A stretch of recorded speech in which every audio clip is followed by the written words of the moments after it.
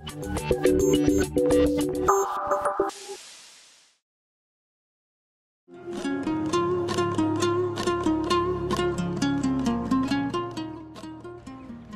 жастар, егемен еліміздің болашағы өздерің секілді бәсекеге қабілетті жастардың қолында. Сіздер алған озық білім, терең тәрбие өздерің үшін ғана емес, ел мерейін үстем ету үшін маңызды.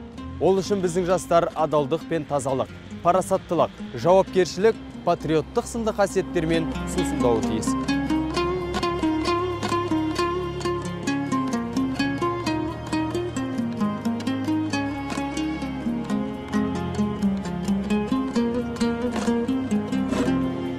Сондықтан да адалық сағатының кезекті дәрісінің қазақ халқының шешендік өнеріне, ел бірлігін нығайтуға орасан үлес қосқан ойшыл, дана, туралығын айтар шешен Төле би бабамыздың жас ұрпаққа өнеге болар ғибратты ғұмыры мен өсиеттеріне, даналығы мен жеке қасиеттеріне арнап отырмыз. Төле би 1663 жылы қазақ даласының Шу өңірі Жайсаң жайлауында дүниеге келген. Төле бидің әкесі Әлібек өз ортасының беделді биі болған. Төле бала күннен әкесімен бірге ел көріп, жұрт танып, халқының ақындық, шешендік өнерімен сусындап, араб, парсы тілдеріндегі тарихи кітаптарда аңыздарды көп оқыды. Нәтижесінде 15 жасар Төле көптеген қоғамдағы дауларды шешуде өзінің адал және әділетті шешімдерімен халыққа танылды. Жас кезінде атақты абыз билердің алдынан өтіп, батасын алған Төле білім іздеп, көптеген ғұлама ақсақалдарға жүгінеді.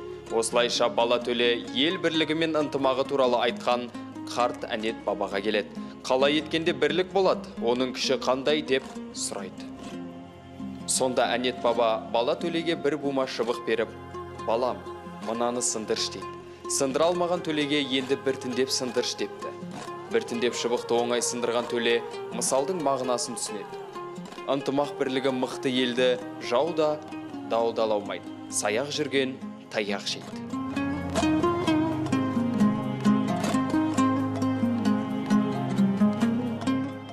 Достар, адам бойында байқампаздық, тазалық, адалдық сынды қасиеттер жастайынан қалыптасады. Біздің бабаларымыз өскелең ұрпақтың ақылға тоқтап, көпшіл болуын, халқына әділ, жауына қатал, досына адал болуын өсиет етеді. Төле би 18 ғасырда қазақ қоғамындағы рухани саяси реформатор болды. Қаз дауысты Қазбек, Әйтеке билермен бірге 300-дің ұлыстарын бір орталыққа бағындырып, Тәукені хан етіп сайлауға, осылайша бірегей қазақ хандығын нығайтуға ат салысқан қайраткер. Тарихи жазбаларда атақты қазақ биі Төле биді Ташкентте ханнан бетер қадірлейді деген. Көненің көзі, ескінің шежіресі Мәшһүр Жүсіп Көпейұлы, батырда Қаракерей Қабанбайдан асқан батыр жоқ, үйсін Төле биден асқан би жоқ, толық хандыққа Есім хан жеткен, бүтін билікке Төле би жеткен деп жазған. Төле бидің ел аралық сипаттағы билігімен қатар ұлыс ішіндегі дауларға төрелік айтып, әділ шешімін шығара білуі оның парасаттылығы, ойының саралығы мен ниет тілегінің тазалығын көрсетеді. Ол хан сұлтандардың, бектер мен билердің өзара қырқысының ұлт тәуелсіздігі мен бостандығына еш нәрсе бермейтінін сезініп, татулықты жақтаған. Бізге жеткен аңыз әңгімелерде бірлік жоқ жерде тірлік жоқ деген сөздері ұлт бірлігін нығайтуды жақтағанын дәлелдейді.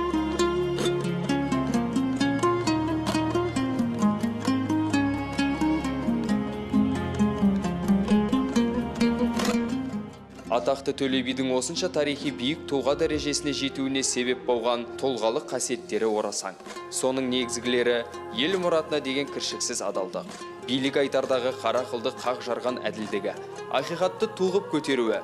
Төле бидің өмірлік ұстанымы тура биде туған жоқ, туғанды биде иман жоқ деген сөзі адалдық пен парасаттылықтың, әділдік пен туралықтың биік өлшемі. Нақты осы қасиеттері бүгінгі өскелең жас ұрпақ үшін таптырмас өнеге. Төле бидің өмірі дүниеге жаңа қадам басқан жастардан бастап, ересек тұлғаларға дейін рухани ұстаным бола алады.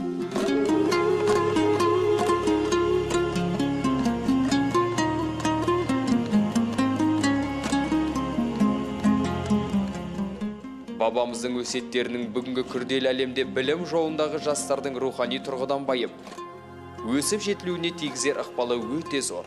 Заманын болжай білген Төле былай деп толғанады. Алдыңа келсе бітпес тау, әділін айтып қорғаңыз деп, әділдікті ең басты құндылық ретінде ұстанады. Дана би рухани және интеллектуалды тұрғыдан толысқан жас азаматтардың қандай болмағы туралы ғажайып терең ойлар қозғайды. Мұндай ұрпақ өз бойында адалдықты тұншықтырмай, оны қолдап, халыққа риясыз қызмет етуі тиіс. Өнерден үлгі алып, ой өрісті жетілдіру қажет. Береке бітімге, ақылмен жол бастап, мансапқор болмауға ұмтылу керек деп өсиет айтады. Сондықтан да Төле би бабамыздың әрбір сөзі тәрбиелік мәні зор, адамгершіліктің алтын көмбе қоймасы іспеттес. Төле би халықты әр істе ұятты ұмытпауға шақырады. Жаман қасиеттерден алшақ болуға, еңбек сүйгіштікке үндейді. Жас адамға басты кесір еріншектік, ортаншы кесір ұйқышылдық, кенже кесір тілазарлық деп жағымсыз қасиеттерден сақтандырады.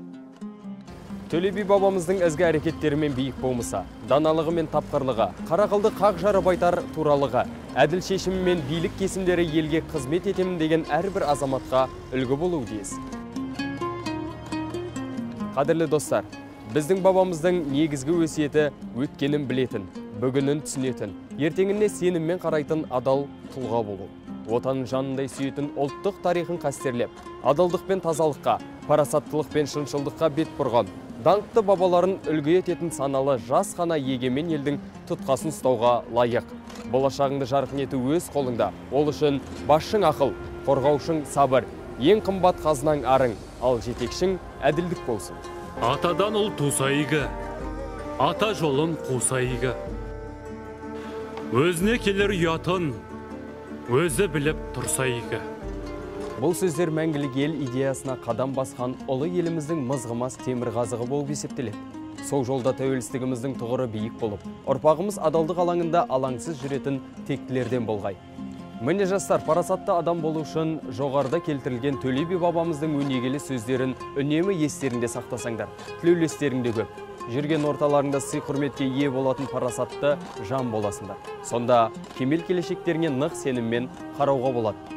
Осымен бізге берілген адалдық сағаты өз соңына жетті. Сау, саламатта болыңдар.